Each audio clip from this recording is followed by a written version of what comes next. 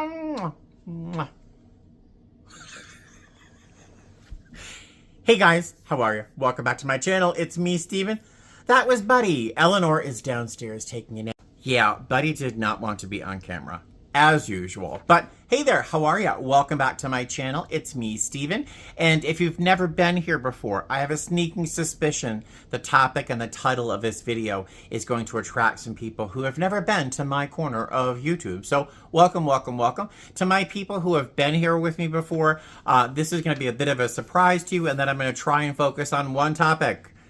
I know. For those people who have never been here before, usually my videos are about my cats, thrifting at Goodwill, being a flight attendant, layovers, like museum tours. I also talk a lot about things that most people wouldn't talk about. I'm fairly candid, extremely candid on my videos about things that most people just want to ignore because they want to be seen as being more perfect, I guess. I don't know. I tend to share pretty much everything. I'm a recovering alcoholic. I talk a lot about that. Cat dad. I have videos on dentures, why I needed them, what it was like to get them. Again, I talk a lot about recovery, all sorts of stuff. But today, we're going to talk about, so you're welcome to stay and browse my videos. But today we're going to focus on how much money I earned as a flight attendant in 2024. A lot of people would be curious about this. People who are just entering the workforce and who are thinking about becoming a flight attendant, people who are leaving the workforce and retiring but still want to work or need a supplemental income. And what do I do at my age, right? There's a whole bunch of reasons people would be interested about this, and I try to share this information at least once a year. Some context that you should be aware of before I start telling you these numbers. First off, I work for a low-cost airline. It's a domestic airline. I'm not going to say who it is because I have to stay very, very secret about that to continue working for them.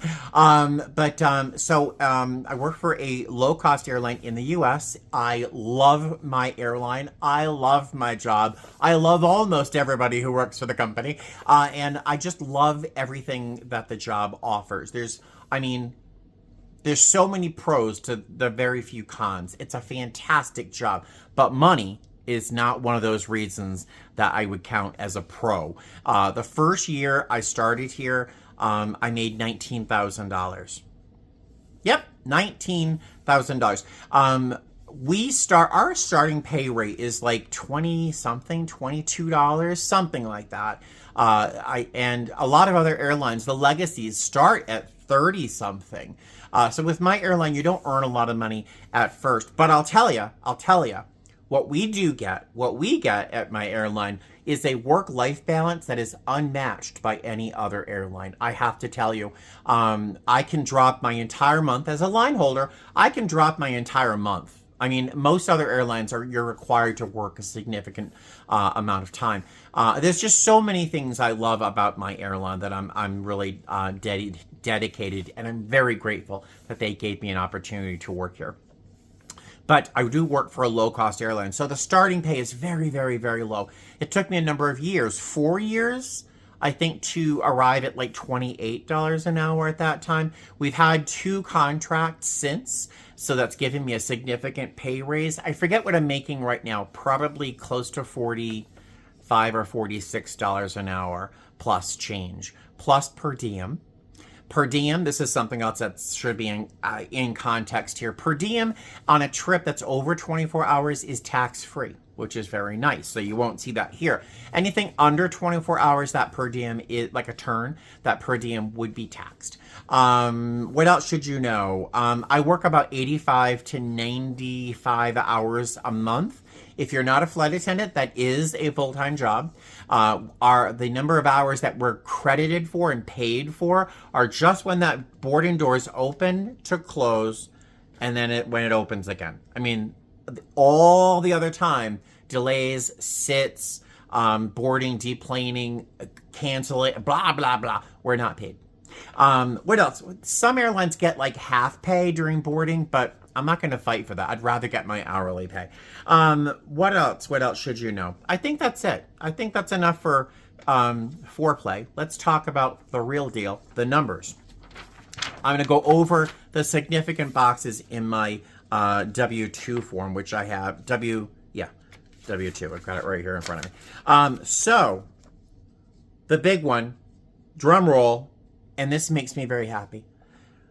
I can't read it. Wages, tips, other compensation, $58,495.18. 58,000. Now, if you've been with the Legacy airline for 8 years, I've been with my airline for 8 years. I should probably have told you that. If you've been with your airline for 8 years and you're with a Legacy airline, you're probably like laughing, going, oh, ha ha ha, I make so much more money. I love my life. I won't go into it. I made $58,495.18 last year. I paid out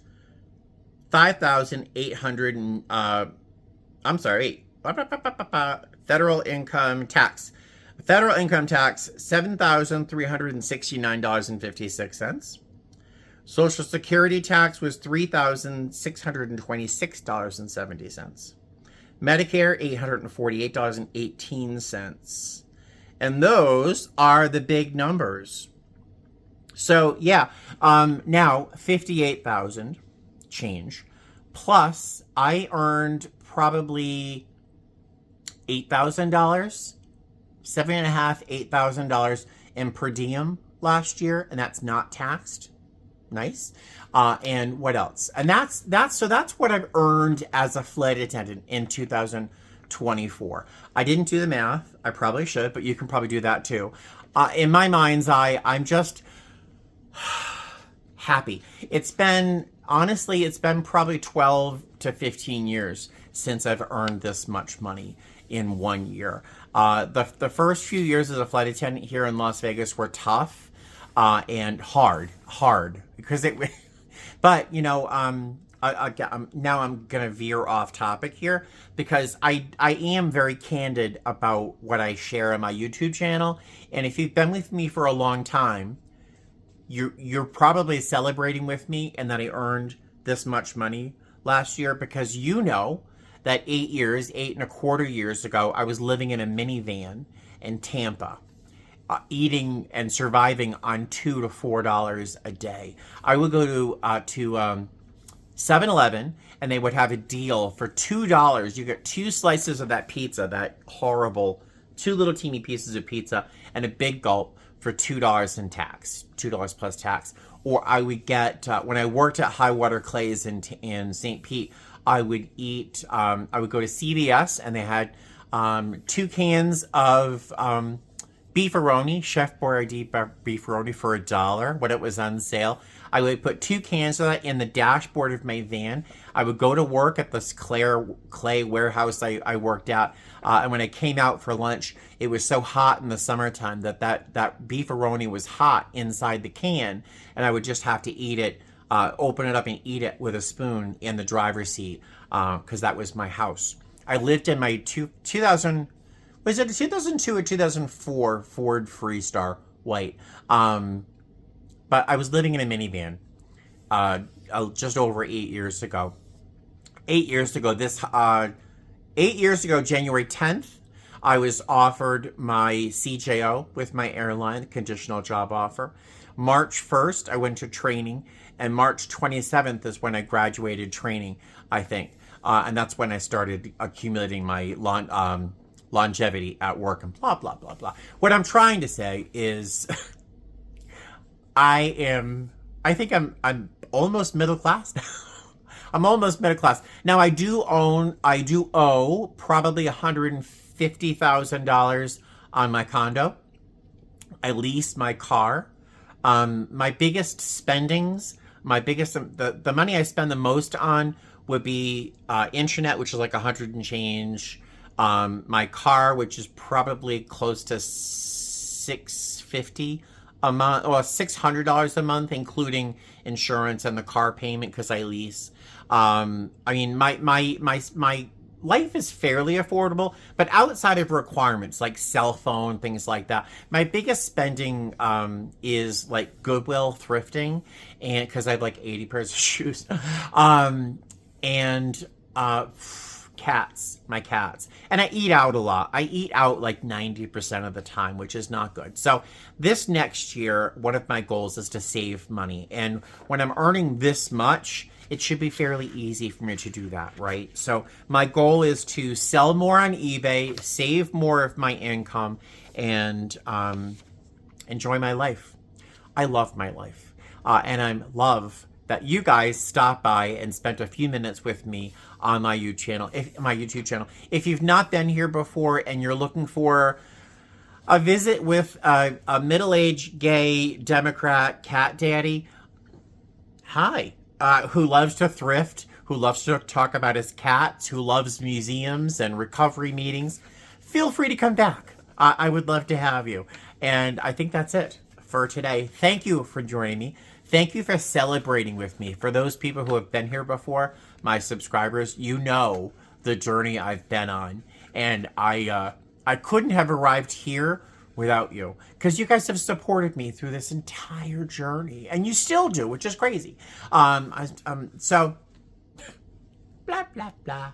Let me let you go. I need to make something to eat and pack for my trip tomorrow. All right, toodaloo, fly safe, bye.